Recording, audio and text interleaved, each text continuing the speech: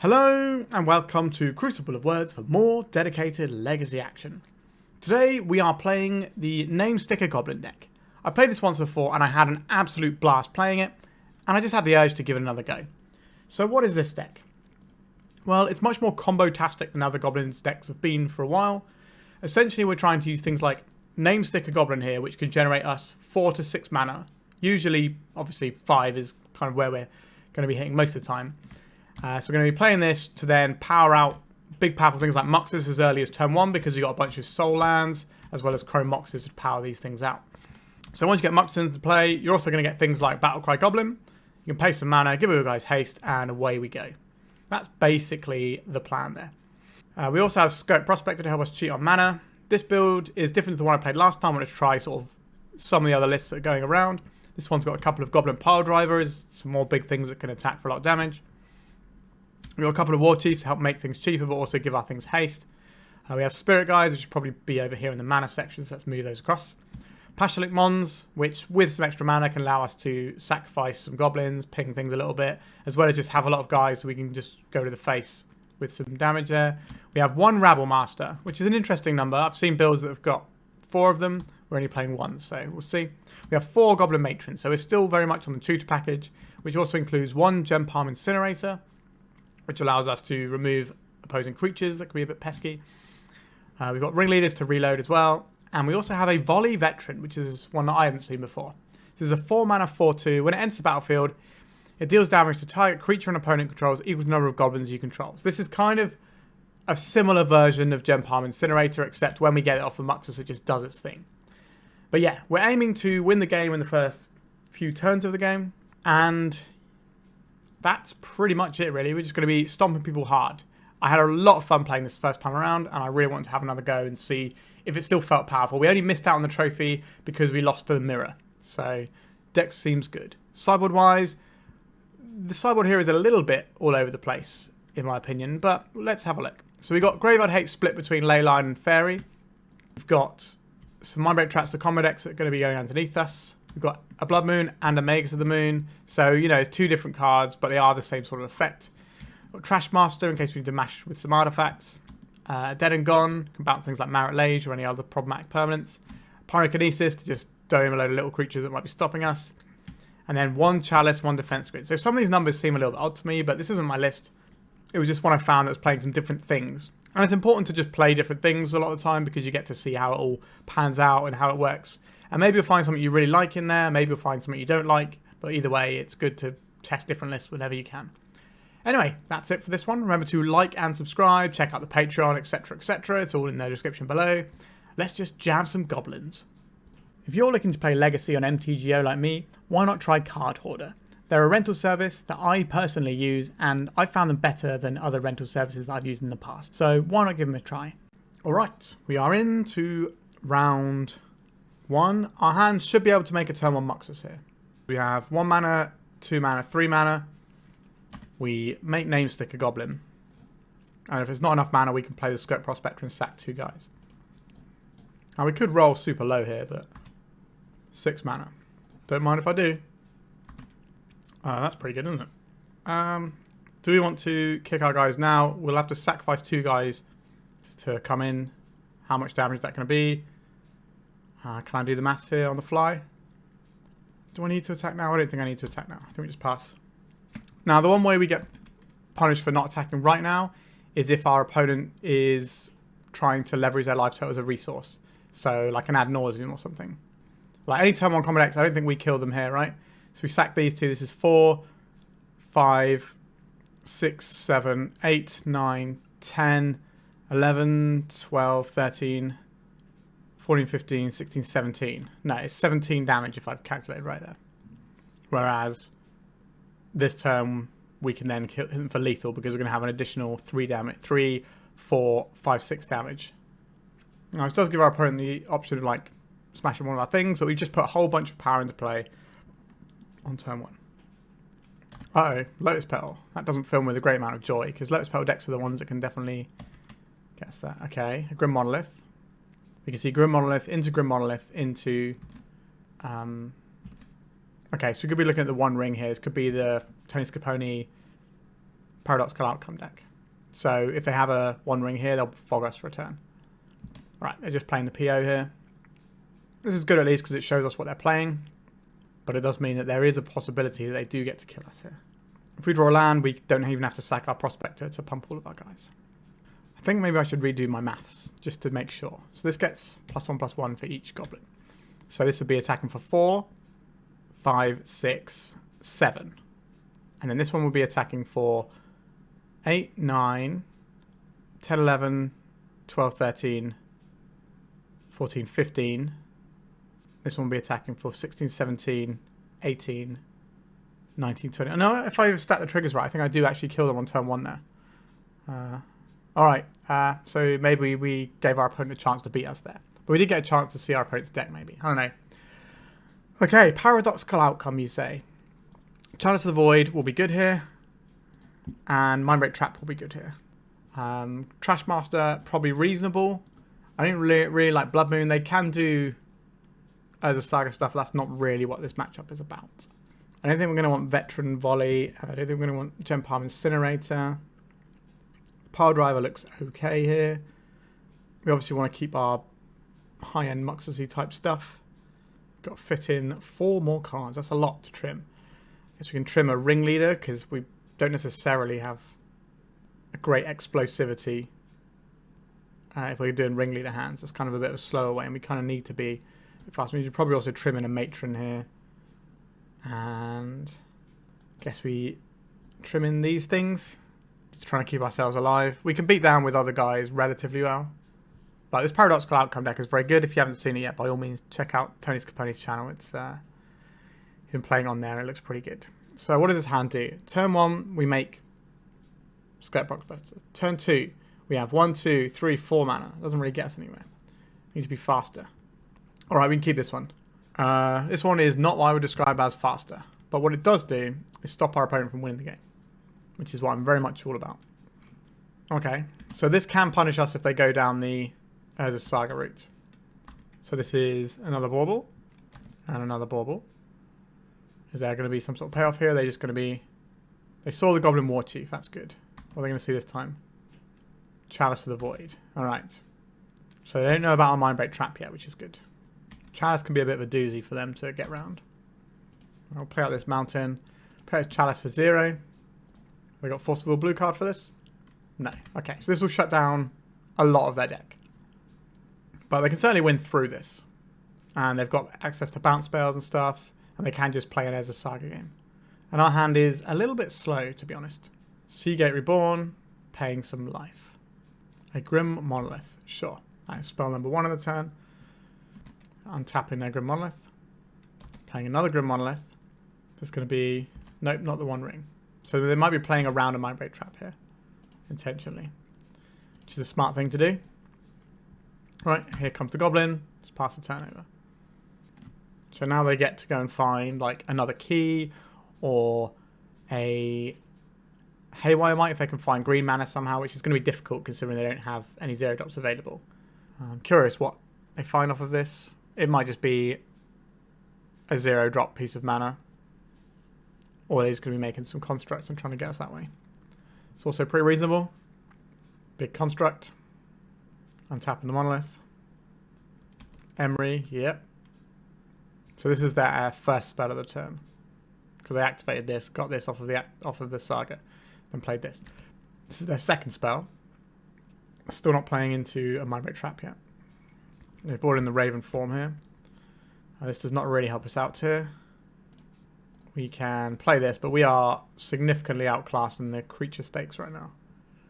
I don't think we're going to be attacking into their massive wall there. This is just going to ruin us. So what they can do here, they can play 0 drops, but that doesn't do anything because of the Chalice. So the Emery not doing a great deal right now. But that's not to say that they can't get to the One Rings going and just keep flipping them round, so we never get to deal them damage. Which is pretty annoying. Right, so we're going to take 6 from this construct, or they're going to hold it back on blocks. Alright, they want more time, so they're holding it back. But more time gives us more time to find Muxus. Alright, the 4th Grim Monolith. What are we going to do here? Name stick a Goblin. If we pump our guys here, so we can go 4 mana. No, I think we just play the Warchief out this turn. Oh, we don't need to tap our City of Traitors here, do we? Because this only costs red now.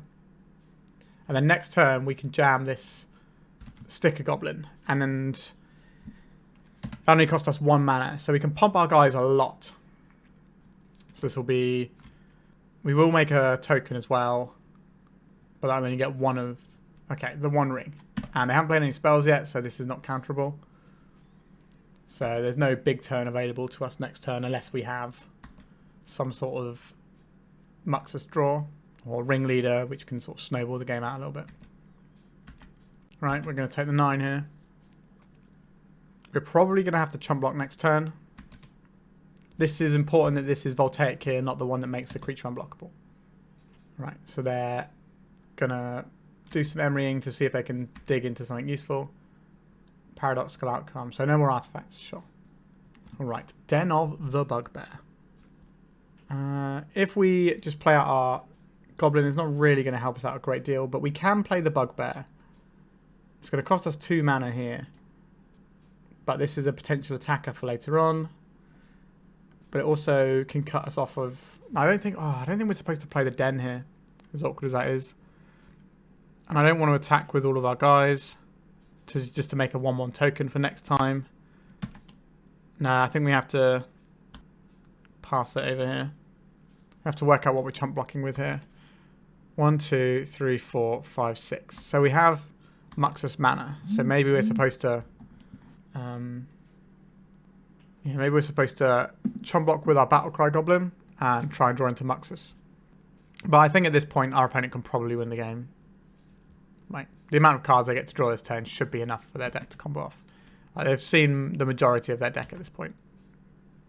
This is just attacking for 9. Which means we take the 9 and go to 2. They have a Pirate Spellbomb and they get us, but they've got 11 cards in hand. They should be able to get us regardless, yeah. Thoughtcast. Interesting that they didn't cast that before combat. They might have made their guy big enough to force a chump block. Right, Seat of the Synod. They're going to play another ring here. I don't believe we can cast this for free. So they have to get themselves a ring here, and I don't think we win here. Yeah, so they keep the one with all the counters on, so they're going to draw all the cards next turn. Yeah, I don't think we're winning this one. I think we can call that day. Our opponent's basically next turn is going to draw the rest of their deck and cast Dazzle's Oracle, or Jace, the one that wins you the game. Can't remember what it's called. Okay, don't want to do anything differently. Do we want some Blood Moon effects to mess with their Saga? I don't think that's worth doing. I think the things we've got are fine. And we'll just head back in. I don't mind this one. I'll keep this one. We can go turn 1 Skirk Prospector. Turn 2 get things going a bit more. Our life total isn't really that relevant apart from there's a Saga beatdown. But yeah, so next turn we can play Battle Cry Goblin. The turn after we can play Muxus. And we have this Mindbreak Trap so that our opponent doesn't just wombo combo us. Alright, spell number 1. Spell number 2. I want to go all in to cast the 1 ring. That would be the best case. But they played around Mindbreak Trap last game. So another Shatterskull Smashing. We can pay 3 life or we can pay 2 life. Doesn't matter either way. Probably going to have to pay 3 life for this at some point anyway. So if we pay it now, sure. Just pay 3 life. Make our little friend. Let's go attacks, get 1 almighty point of damage in with our Prospector. And then next turn we can Muxus if we want to. We have to sack both guys if we want to do that. So if we play the Ancient Tomb there, we only have to sacrifice 1 guy. Grim Monolith. So maybe we're supposed to play the Ancient Tomb for that reason. Paradoxical Outcome. We cannot counter this with a Mindbreak Trap. Alright, so our Mindbreak Trap is now live. So if we find a big payoff like a Paradoxical Outcome or a 1 ring, that sort of thing, then we're going to hit it. Do I care enough about Emery? Emery's annoying, but I don't think that's actually that big a deal, yeah. Monolith, Grim Monolith. Okay, so they have the 1 ring in their graveyard. Alright, now that's a bit awkward. Name Sticker Goblin, you say? Don't mind if I do. High roll or low roll? What's it going to be, deck? Does our opponent have Force of Will blue card over there? They do. So we only get in with our little Battle Cry Goblin. Next turn we can cast Muxus. But they're probably going to get the one ring this turn. Yep. It's going to cost them 2 life though. But the one ring does an awful lot of work. I'm going to play some other spells out first. Alright, there's one. Alright, now we're just going for the ring here. Again, playing perfectly around Mindbreak Trap. It's pretty much instinctual for these Paradoxical Outcome decks just to play around Mindbreak Trap for the most part. We foretold a card. That's the Raven something or other. Alright, let's play the big boy. That's what we came here to do. Put Muxus on the stack. Got Forcible blue card over there, or we in? We in. Okay. Right, let's see how much mana we get. 6. That's a good number. So they currently have protection from everything, so... I guess we should use our mana effectively here. So we'll play this guy. Play this guy. We will activate this. We can't kill our opponent here because of the one ring. But what we can do is attack with enough guys to make 2 additional goblins here for next turn. So our opponent knows they have to go off next turn. And hopefully this Mindbreak Trap will be the fly in the ointment, if you will, that's going to stop them. They've only got 2 cards in hand. They're going to draw 1 card off the ring and 1 card for turn. They don't have anything that useful. They can get like a petal or a bauble or something out of the graveyard, but that's not going to stop what's happening right now. So they could Paradoxical Outcome now, and then if they have the mana, somehow they can redeploy the one ring. Actually, can they do that anyway with the Grim Monolith? So they Emery bet the Grim Monolith, play the Grim Monolith. So that's 3, 4, 5, 6 mana. Paradoxical Outcome. And then they replay the Grim Monoliths. I think they might be able to here. But the Mindbreak Trap is now live. So we should hopefully be able to get them with it. A repeal on their Mox Opal, sure. That's not... We're basically just trying to counterspell the one ring. Or a Paradoxical Outcome. Because that will give them, in theory, enough fuel to just keep going. Right, they're baubbling us. And they're scooping it up. So yeah, we have a lot of damages. We managed to get there. Not too shabby. Let's go to round 2. We're 1-0. We're on the play. Our hand can do some stuff. We can turn 1 Goblin Matron. Pretty good. I think we will keep this one though. Haven't quite worked out how we're going to play it though. If we turn 1 Matron for Muxus or Namesticker Goblin, that might be stronger than Muxus. So I think we'll play this and we'll put the Battle Cry Goblin underneath it. Then we'll play the Matron. This is 3 mana, 4 mana, 5, 6. We'll say yes to this, obviously. Do I want Muxus or do I want Namesticker Goblin? I think we just want the Muxus. We can play the Ringleader next turn. That seems alright to me.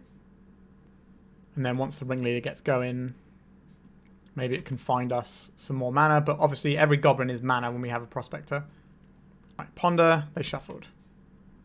Another Ringleader. Let's play a Ringleader out. They're going to hold a Force of Will if they have one for Muxus. Right, there's a lot of Goblins here. If our opponent's on a fair deck, then we can just sort of beat them down. But if they're on an unfair deck... Alright, they're off it. Okay. I don't really know what to think here. They just played some blue cards. They played a Ponder and a basic island. What am I supposed to do with that information? I guess a defense grid doesn't seem the worst. Maybe we'll strip out a Volley Veteran, or let's take out an Incinerator. I like the Veteran as a thing that can come into play and just Flametongue Carve or something. 1 defense grid is kind of a weird number to have, but I guess it's just how it fit with whoever built this deck. What does this hand do? Not a lot. We have the Sticker Goblin, but we don't really go anywhere with it. I think we can do better. I like this. I like the Cavern a lot. But the rest of the hand does not really play. Let's go lower. Yuck. No lands at all. It's a hand, I guess. Keep it. So turn 1, we go City of Traitors, Spirit Guide, Matron. And then kind of go from there. I think the Prospector has to go because we need red sources. I do not think our hand is capable of winning this game, but we could have some draw steps that would get us there. I don't even know if we're supposed to play this Matron on one. I guess we go and get Sticker Goblin, and then any reasonable draws we have, we can then power out because we'll have the mana for it. But consider me unhappy. Oh, that's actually a pretty good draw. Alright, let's do this. Alright, so now we can get Muxus. Our opponent's got a Prismatic Vista deck. Usually means control, but there are some combo decks, like the Blue-Green Omni Show deck that runs it. But our plan here is find more red sources, please. It's not quite what we wanted, was it? I don't think we even play out our City of Traitors here. Because if we find a mountain next turn, we just want to slap that down. And then we have Muxus available to us. Like, we can put the Simian Spirit Guide under a Chrome Mox. Okay, a plateau. So we're probably looking at Jeskai control here. Battle Cry Goblin. Is this good enough for us to play? So part of the problem with playing the Chrome Mox is that it does open it up to Prismatic Ending, which taking our only red source is not what I want to happen. The other option we had here was to play the Chrome Mox imprinting the Battle Cry Goblin and try the Muxus. Alright, so they've gone for the plow here. Do I want to play this slower or not? Our opponent's got 5 cards in hand. They weren't pondering last turn. I think we need to play something before we play Muxus, which means I think we're just passing. Like, if things start going awry, like they play a 4th Eolingus or something, then I guess we probably just have to jam the Muxus. Like, Cavern of Souls is definitely a card that we could draw that would be useful. Alright, so there's the 4th Eolingus. So things are going to get worse for us as time goes by. Okay, understood. Can we... Okay, so we actually have drawn a mountain here.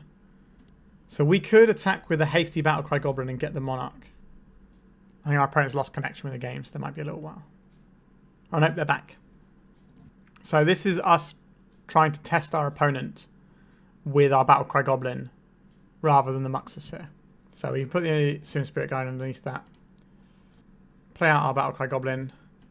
Give our Battle Cry Goblin haste. Now there's a chance our opponent didn't have any answers for Muxus. We could have just got there. But we're going to get a bonus card out of this. Off of the Monarch. Which will certainly help with our mulligan a little bit.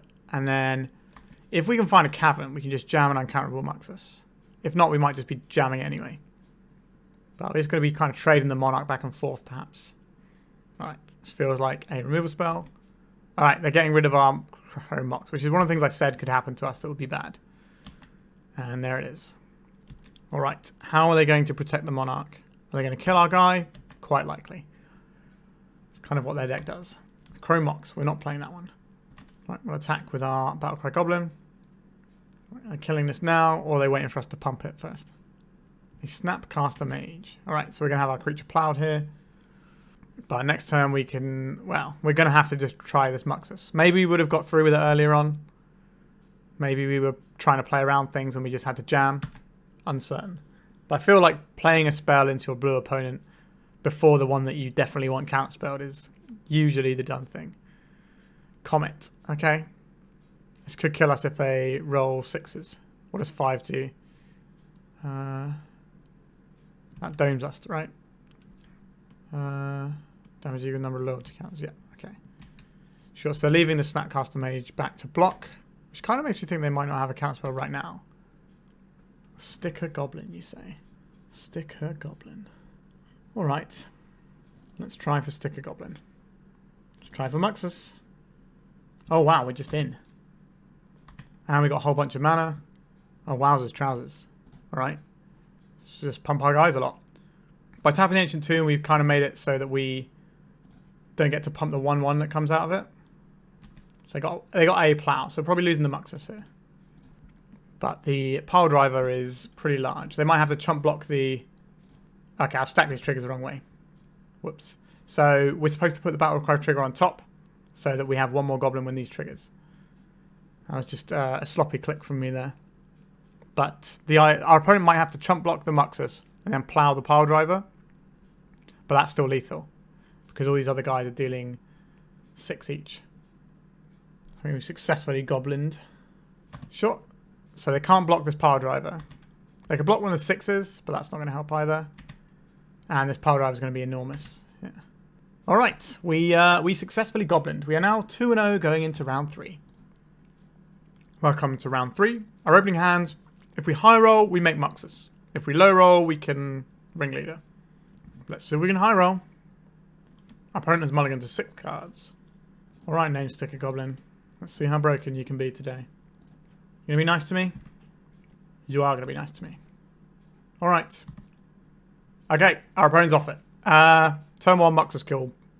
Relatively likely. Okay, we've seen nothing from our opponent's deck. I think we're just supposed to go in with the fact that our deck is pretty aggressive and just roll with it. There's no point diluting our game plan when our opponent could be anything. Our hand can make a lot of power early on, which I think is worth doing. Cabal Therapy. They're going to name Sticker Goblin, I believe. They have named Name Sticker Goblin. Alright. I would like to play this Goblin Piledriver. A round of days. Excellent. Next turn we can play the Goblin Warchief a round of days. Alright, so now we've got in hand, they're going to take the Warchief here. They might take the Simian Spirit Guide because they don't know we drew a mountain, which is why we kept the mountain in hand. Yep, they've named the Simian Spirit Guide. So we will need another red mana if we want to do anything with our Warchief. Our opponent played no second land, which is interesting. Oh, wowzers, trousers. I'd be a fool not to, right? Name sticker Goblin, please. Alright, we play this. We attack 4. So this will be 2, 4. So 4, 8, 9. That's a 2-turn clock. Our opponent missed a land drop. Yeah, we're 3-0. Keep it rolling. So our opening hand for this 4th game, this 4th round, is kind of a fair, old-fashioned-y sort of Goblin's hand. I think we're going to try it and see how that fares.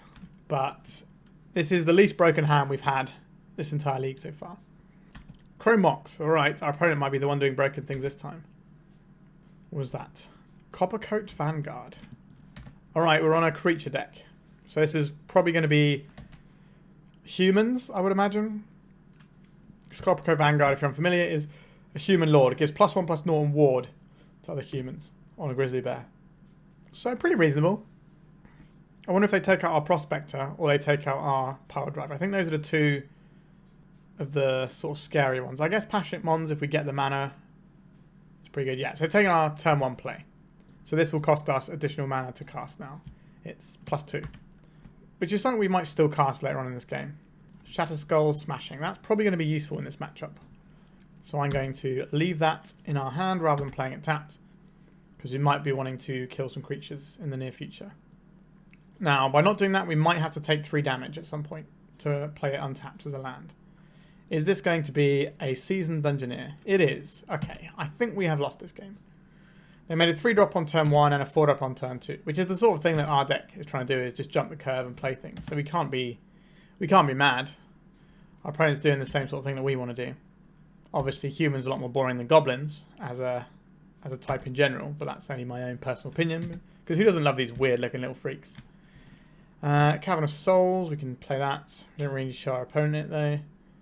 So we play this out. Our opponent bashes us for 5, 6, 7, 8, possibly 9 damage this turn, and then they kill us the turn after. So we are looking for... What are we looking for? Like most broken things are going to start with Sticker Goblin, so that's probably going to be step 1.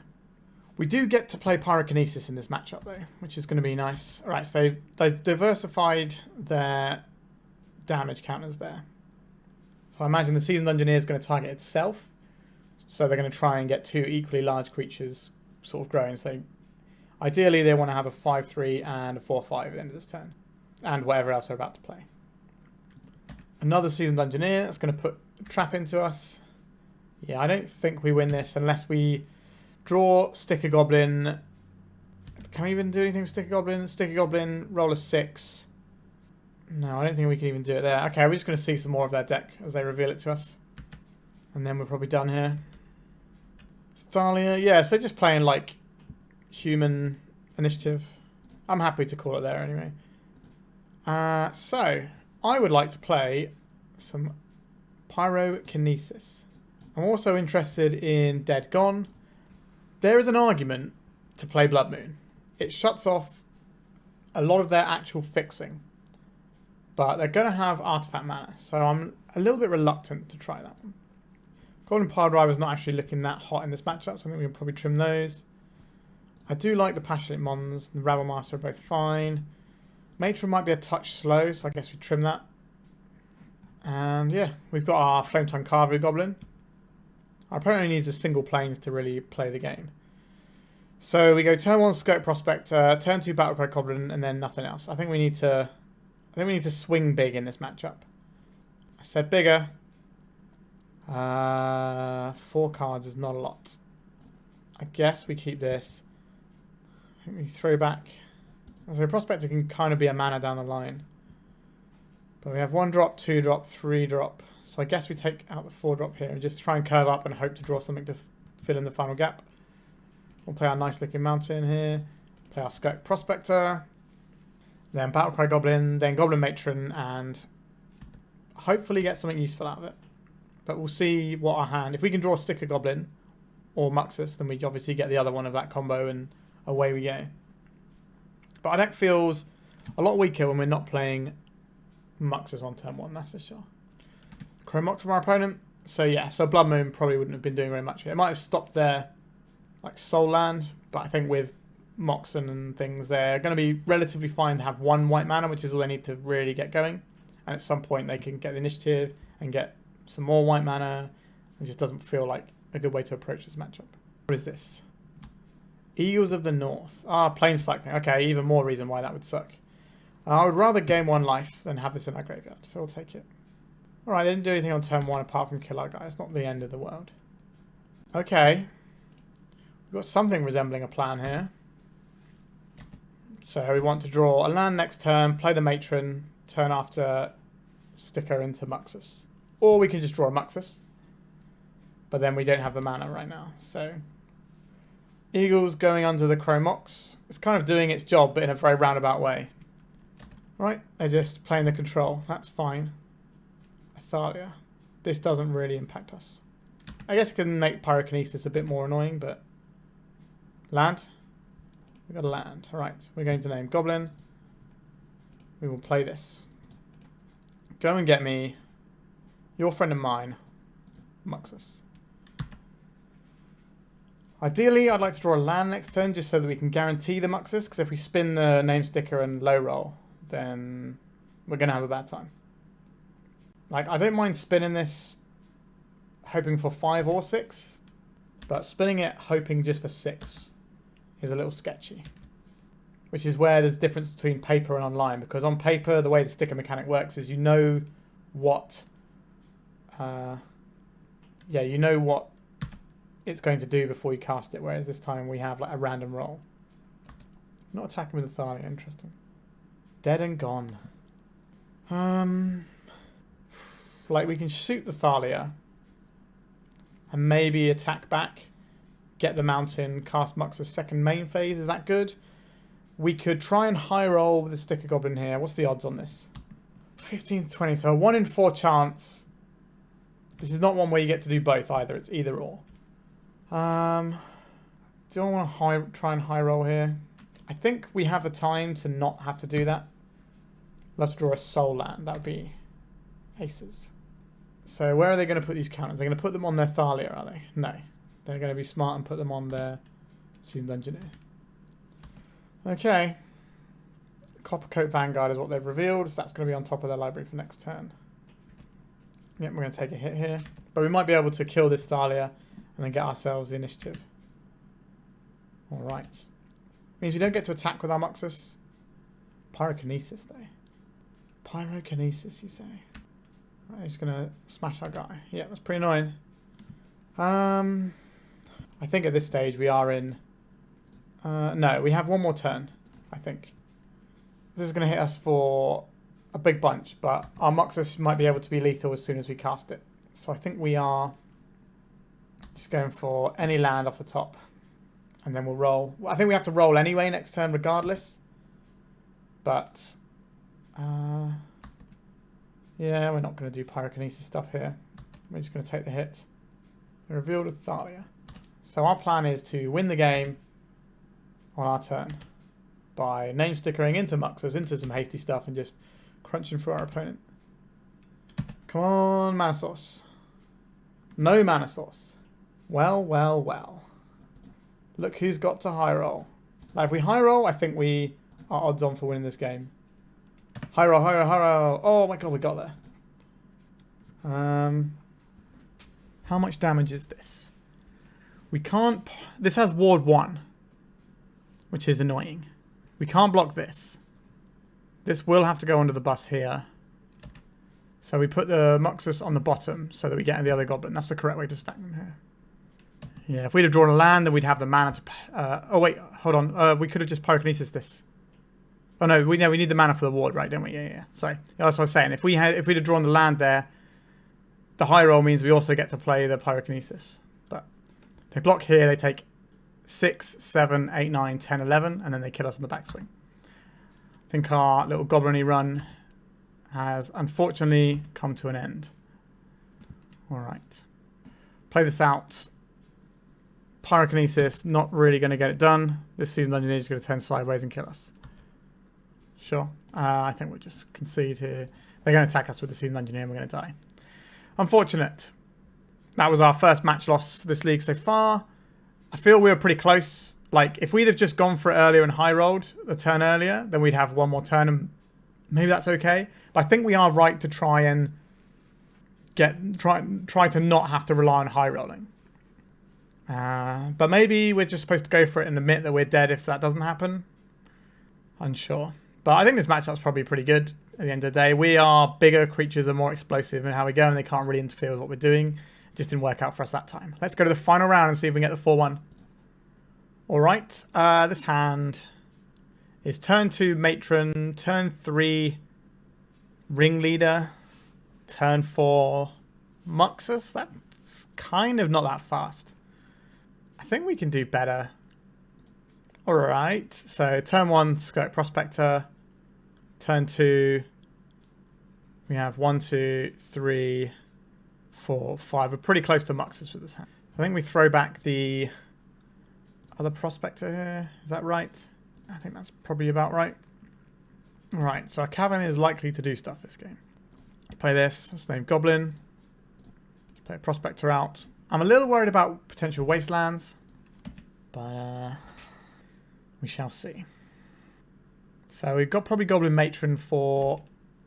I don't know. We'll see what our opponent is doing with their deck, because they could be somewhere on the control spectrum. They could be comboing us with like sneak attack type stuff. Right, I like this play. Just make a very, very potent threat here. This also gives us lots of mana for the purposes of Skirk Prospector, which does have to attack now. Brainstorm, sure. If our opponent is a show and tell deck, we might be able to just put on our Muxus, and that might be enough. We could be seeing a lightning bolt on our Rabblemaster here. There it is.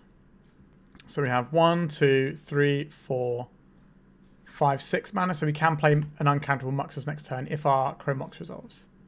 That's also a pretty good one. I'm going to play the Chrome Mox and see if this resolves. So we can put the Piledriver under it, and then we can have another Matron for the turn after. That seems good to me. Let's play this. Pay 3 life, yes. Cast this. So, red Goblin mana. Here comes the big boy, uncountably. No dress down. Excellent. I didn't get to attack him with haste, though. Lightning Bolt is going to our Battle Cry Goblin. Makes sense, because that guy puts out an awful lot of damage. Piledriver is going to do a lot of damage on his own. And the other guys are 4-2 anyway. So it's going to be a Seek the Beast. Yeah, so we're fully into... We might be into the 4-color Delver build, or 4-color Tempo Super, whatever you want to call it. Or we could just be looking at Rug. Because it is a base red-blue deck with sort of splashing Questing Beast and splashing Orcish Bowmasters. Right, a Bauble. That's in both of those lists. That doesn't really give us any more information. Right, Floodstrand being cracked. Let's see another Seek the Beast. Let's see what they're exiling over there. Daze, Lightning Bolts. They can Lightning Bolt our... Okay, they're getting rid of the 4-2. Interesting. You got another one? Alright, so we've seen all 4 of our opponent's Lightning Bolts. Understood. But we have uncounterable Muxus very soon, as long as I don't find a Wasteland. Wish I hadn't said that, but here we are. Alright, Muxus, just chunking for a very puny 4 damages. It's not what you're supposed to do, is it? But you've done some work. So, Goblin Mana, 1, 2. Let's Matron, get ourselves a beautiful little Muxus. And then next turn we can do that uncountably unless they wasteland us. That's the thing we're trying to dodge this turn. And a second Muxus, we get to keep the first one in play to attack with, and hopefully we find a bunch of good stuff. Another Seek the Beast. No wasteland in that pile. No cantrip to find a wasteland. Is it just going to be a Murktide? It is. Okay. 1, 2, 3, 4, 5, and then the Simian Spirit Guide makes 6. Alright, we need to not have a terrible roll here with what we find off of the Muxus. We'll keep the one that isn't summoning sick. We're going to find us a Sticker Goblin. Sure. This is probably going to be quite a tasty turn. Okay, so this cycles for 2 and deals a little bit of damage. So I'm going to deal 4. We can make it deal 5, but I really want the cycle here. Okay, our opponent's just had enough because they're going to have to chump block with their Murktide Regent anyway here, because it's going to be 4, 5, 6, 7. Oh wait, no, this one doesn't have haste. There's 4, 5, 6. This would actually trade here with the Incinerator. Alright, let's go to sideboarding. Delver, you say. What do we want against Delver? Magus of the Moon and Blood Moon are certainly not uninteresting.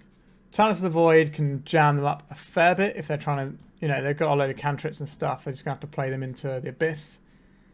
We don't have any Pyroblasts. I don't think we want Leylines to try and shut down their Murktides and DRCs. I don't think that's the way we want to play this. Sorry, excuse me. So we've got this selection of stuff that has some gameplay. But what are we trying to do with? The Piledriver is good because I can't block it with the Murktide. I like this guy. I like a lot of our deck here. Rabblemaster's fine. It's just a big boy. Pashalik Mons is okay. Honestly, I don't know what we're supposed to change here. Maybe a Pashalik Mons can become a Pyrokinesis. I don't think I want to change much else. No, I think we're just going to go back in. Feels like we have a reasonable setup. Obviously not with this terrible hand, but alright. I don't like this one either. Right, it's the best one so far. So we need a Chrome Mox. We need this to resolve. We need a red card to imprint. Do I want a City of Traitors in play or an Ancient Tomb? City of Traitors versus Delver is not free. I guess we put back the Matron here. We're on the draw, so maybe we can draw something else to put under our Chrome Mox. Or we can just draw a Mountain on turn 1 and just jump this Prospector into play. Let's see a Dragon's Channeler this turn. We are. Okay, so their best 1-drop is in play. And they've got a bit of immediate surveilling off of the bauble. They milled over a Rainforest. They get to see our top card. Shatterskull Smashing. Interesting. This is not free. 3 life is a lot. So next turn we can Matron, the turn after we can Muxus. And just hope our opponent doesn't have counter spells. Preordain. You don't see Preordain very often. I don't mind it because it's another sorcery, which is something the deck is lacking in a little bit. So it helps you hit Delirium. Because you're normally just on the 4 Ponders. So Preordain can really help that out. And a Brainstorm, so this is going to give them Delirium because they have instant sorcery artifact land. So we're getting bashed up for 3 this turn. There is a clock. I have to assume that the card they drew off the Preordain was the Brainstorm, because otherwise you cast that first and then you scry away the bad cards with the Preordain. I think I'm more inclined to play as City of Traitors to save our life total here. Am I supposed to play out this Chrome Mox just to help us get the mana? This allows us to play around days without losing our Skirk Prospector. I think that's correct. If this gets a counter spell, then that'd be great. I guess the other option here is to imprint the Matron and just play a Battle Cry Goblin and swing and try and win the race. But a single Lightning Bolt, we lose the race. So I think the better play is to high roll into Muxus and we play around days here without having to sack our Prospector. This means we're easy set up for Muxus next turn. So we'll have 1, 2, 3, 4, 5, 6 plus our 2 guys to sack. So Wasteland Lightning Bolt could take us off double red. Where is this Lightning Bolt going?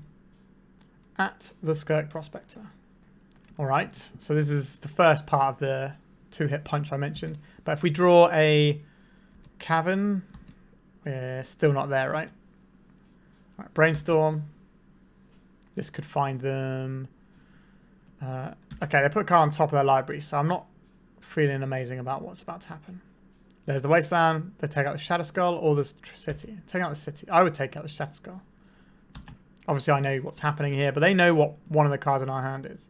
I guess maybe they're worried about Sticker Goblin. 1, 2, 3, 4, 5. So we're not quite there. Okay. One more mana source, and we get there. All right.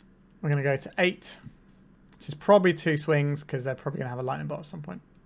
City of Traitors. Okay. So we can play around a daze without them knowing we can play around a daze, which is pretty powerful. Just really just snap off 2 lightning bolts. And ruin our day. A Force of Will. Okay. That's not something we get to do anything with our Simian Spirit Guide with. So our next draw has to be Muxus. And it has to be a good Muxus. But it's still an out we have. Seek the Beast. What are you going to seek and find? Seal of Removal and Lightning Bolt. So the Lightning Bolt kills us here. So we can scoop that one up. Alright, do I want to do anything differently? Honestly, I'm not sure I do. I think the Pyrokinesis is fine. Are we supposed to be running Dead Gone instead? Because that can maybe tag their guy first thing without using as much resources. That's probably slightly better. I don't think I want to play Leylines in this matchup. I think that's that's definitely a way you can approach it. I just don't think that's where I want to be. I don't think a Piledriver is good enough to keep a hand on. Okay. This cooks. This does some stuff.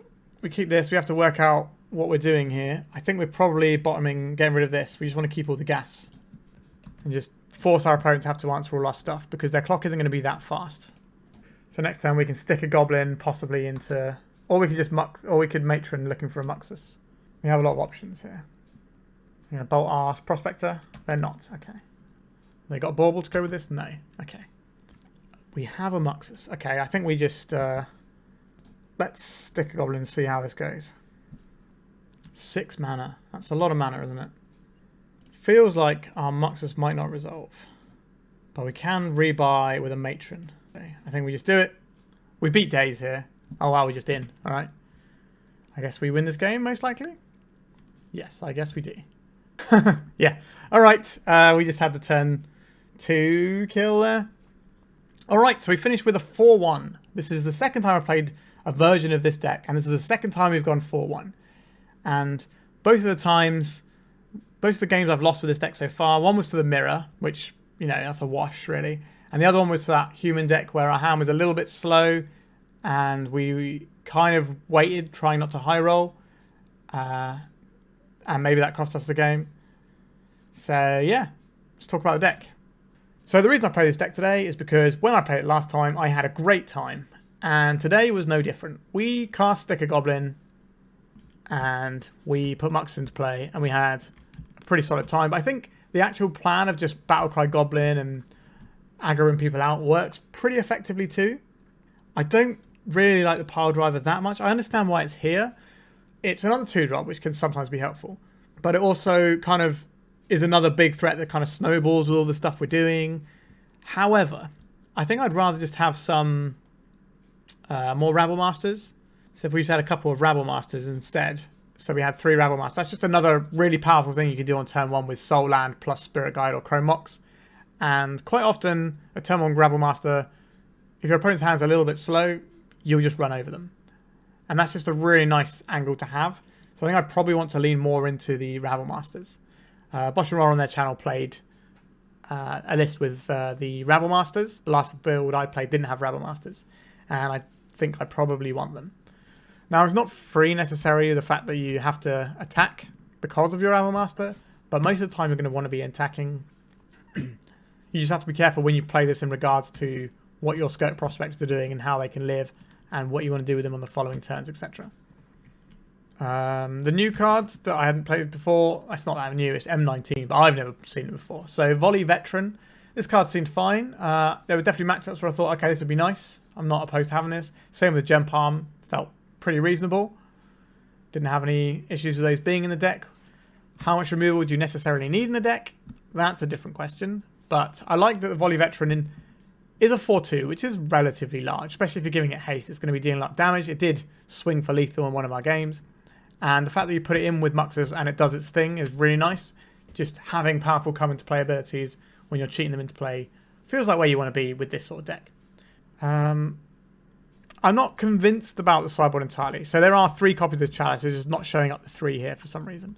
But 3 copies of Chalice is kind of a weird number.